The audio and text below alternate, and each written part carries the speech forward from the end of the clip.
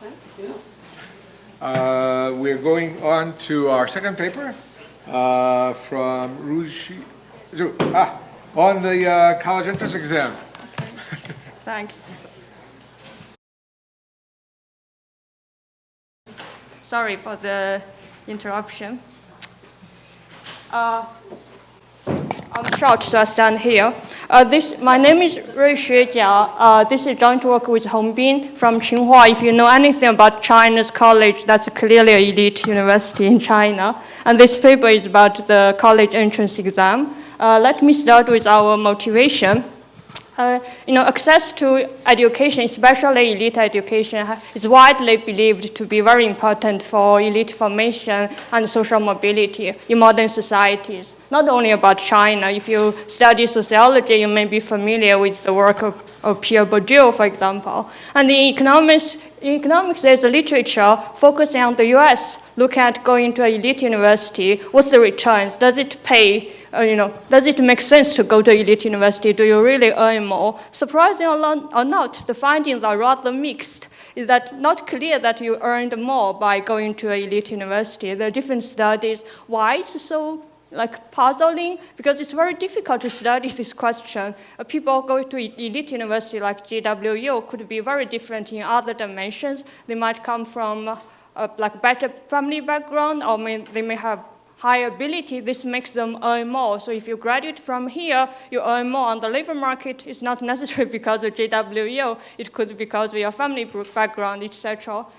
So then this kind of literature often stops at whether you earn more or not. It doesn't speak to the big question sociologists often talk about, like social mobility or elite formation. So in this project, we hope to we also estimate the returns to elite education in the context of China, but we also hope to speak to the big picture question, like how this affects elite formation or social mobility. In addition, we hope to shed some light on the mechanism. Suppose we find you earn more, is that you learn a lot by going to this university, or is actually you didn't learn much, but you earn more because of signaling? Just as a disclosure, actually we find more evidence for signaling. So in the end, you don't learn much, but you earn more because of the reputation of your university. Thanks to the introduction, as you may know, why China is interesting. In this case, of course, for this audience, I don't need to motivate that why China is interesting. But even if you are not so interested in China, China is still an interesting case study because they're, as you know, the main institution for elite education is this exam system known as Gaokao. So each year, around 10 million high school students are taking this exam. So I think it's the largest standardized test in the world.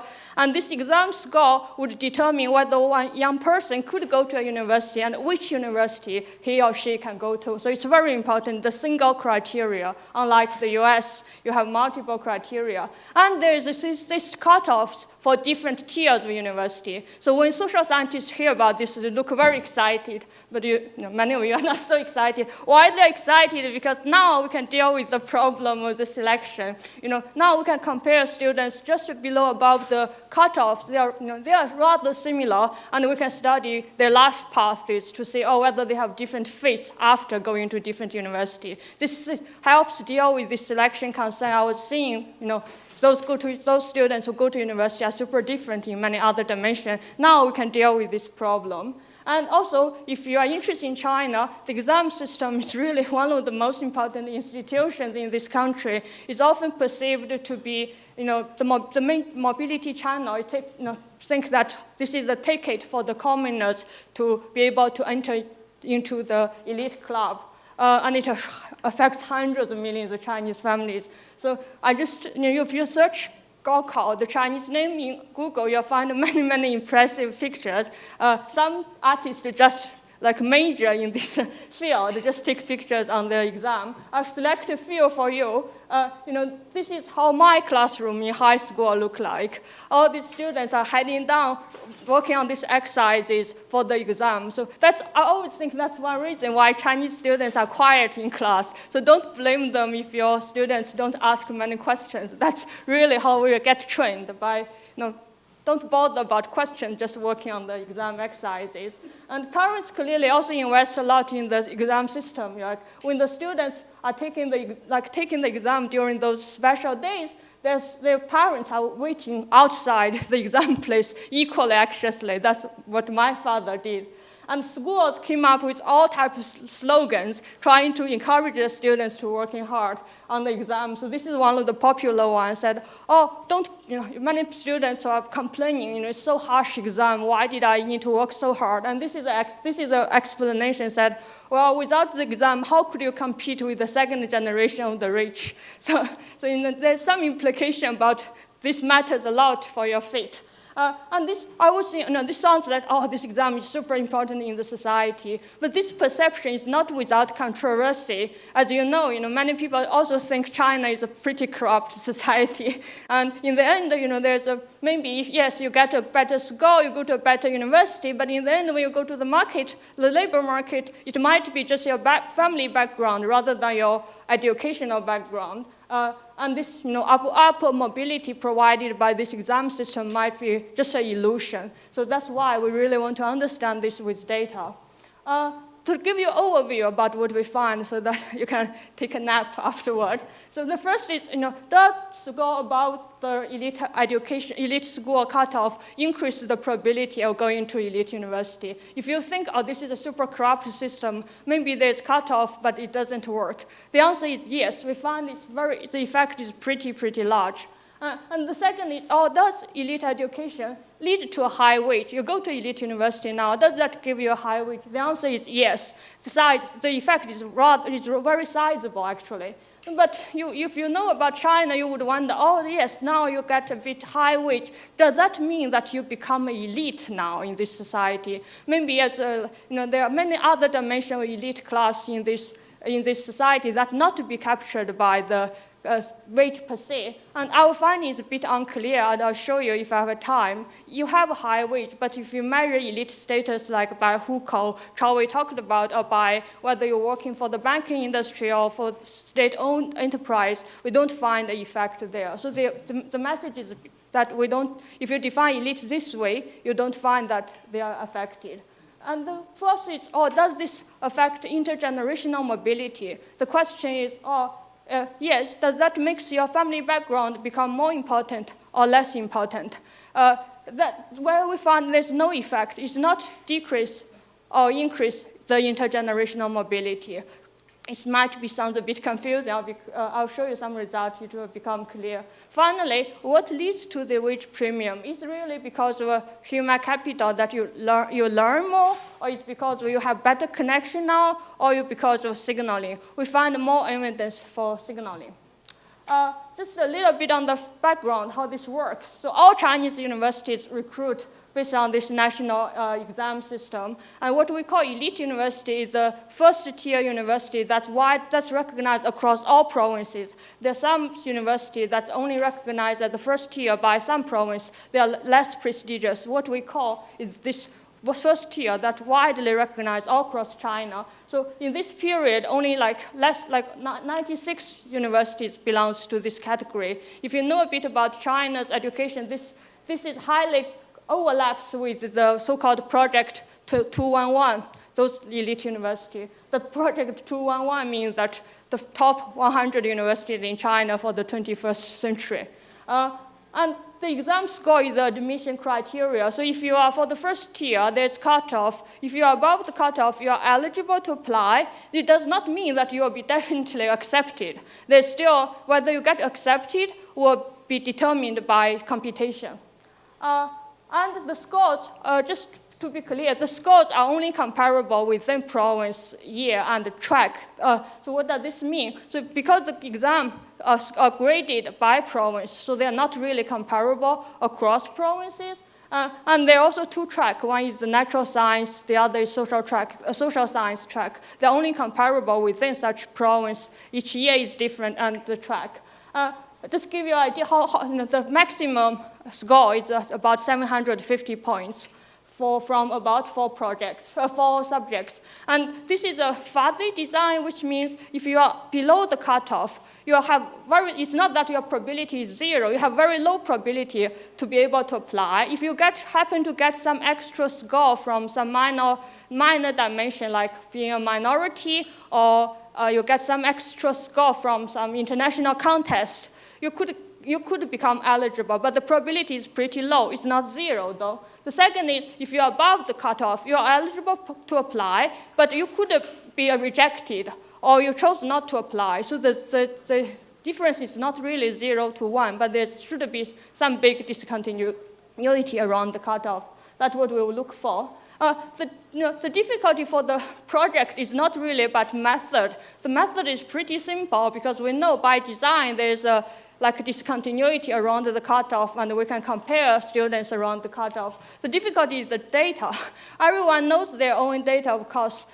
We know our own score, but there's no effort or public information about scores of a large group of individuals. Suppose we have that score, it's also difficult to study because you can't trace these people to their labor market outcome. So to do this project, we have to do it ourselves. So for the first 6 years, we have, sounds old, we have been collecting data by surveying the graduating cohorts in colleges. So in May and June each year. So in July, students already graduate from college. They would have left in July, right? But by May and June, they already know where to go, what kind of job they have got. So our focus is this first job we got at the graduating year and the months. Of course, our focus will be only on the first job. So to speak through the job history in the future, we just grab a different data set from a major online job recruitment platform where we have CVs for millions of people, so at least we can show the importance of the first job. But most of the result will be on the first job. So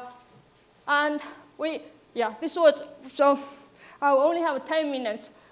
We've done this survey jointly with Tsinghua. So we randomly selected 100 universities. Thanks to the reputation of Tsinghua, in the end, 90 of them collaborated with us at least once. So we have about 90 universities across China.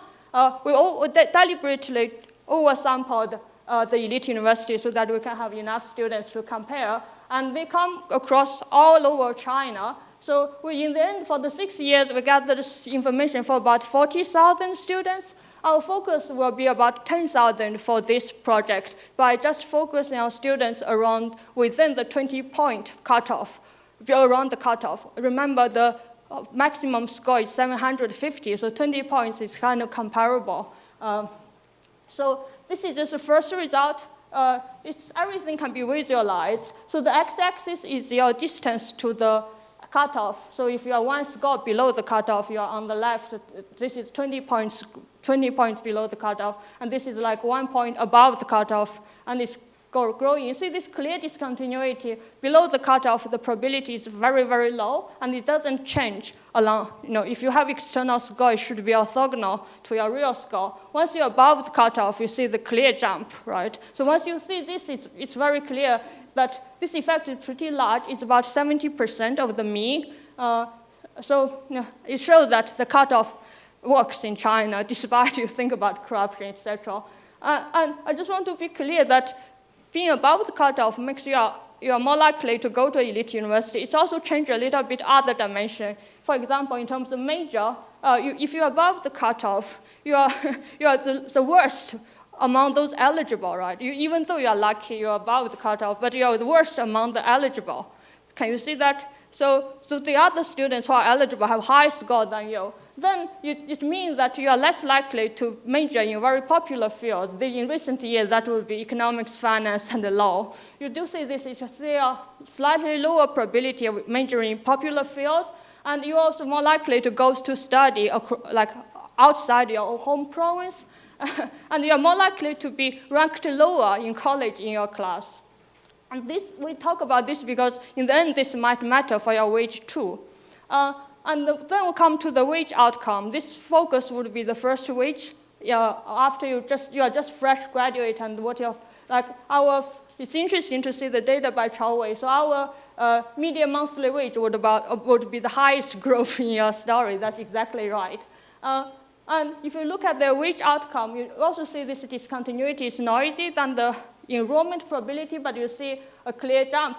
If you can read the effect through the figure, but the basic magnitude is about 6% of your monthly wage if you're above the cutoff. But if you think about what's the premium of elite education, you have to divide this reduced form estimate by the first stage of probability increase. Don't worry about this math. But this would give us a sizable wage premium, about 40%. So in terms of size, it's basically changing your monthly wage from about 2,005 RMB to 3,005 RMB.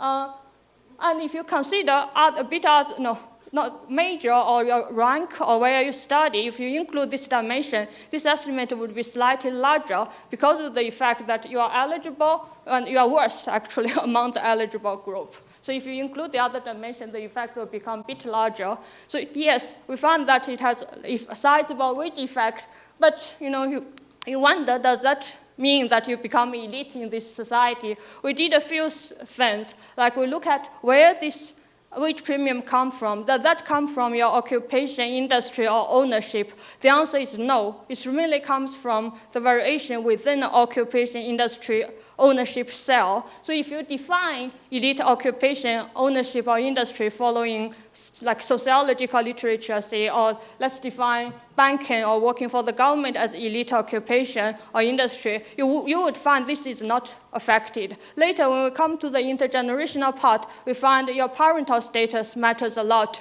for this dimension. But going to an elite college is not enough to change this dimension. We also look at non-wage benefits and find it's not affected either. So the message here is, yes, there's a wage premium, but it's unclear that you really become elite in this society. And finally, we look at the generational part. What does this mean? Yes, if you have a high wage premium, of course you have mobility, right? Your wage rank is increased. But there's another subtle dimension, meaning that does that your family background become less important? So you can see this could, in theory, there could be two scenarios. The first scenario, the red line is those who are above the cutoff. The blue line is those who are below cutoff. In the first scenario, the red line is flatter. The second, the red line is steeper. So flatter means that your family background, the y-axis is child wage rank, the x-axis is parental wage rank. So when it becomes flatter, it means that your family background becomes less important. And when it becomes steeper, your family background becomes more important. We call the first scenario is increased social mobility, and this one is decreased intergenerational mobility. And what's the data say? In theory, both are possible. What's the data say that actually neither is the case? We don't find the slope, this parental-child relationship gets steeper or gets flatter. What's interesting is that the returns to elite education is kind of neutral in this setup. It's related to the mechanism we'll discuss later. So what does this mean? It's coming back to say, oh, no, if I'm above the cutoff, I'm successful in the exam, can I compete with the second generation of the rich?